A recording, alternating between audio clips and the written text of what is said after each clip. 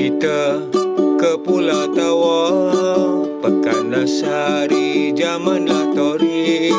Pungkanya cantik dan lawa, amat sentosa, indah sekali.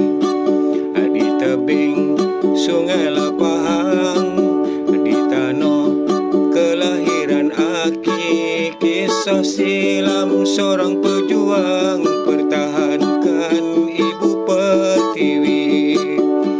Mula kita ke Pulau Tawar, Pekanlasari,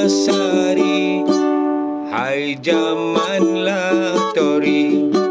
Berderun orang ke sana, jangan lupa berbaju lama.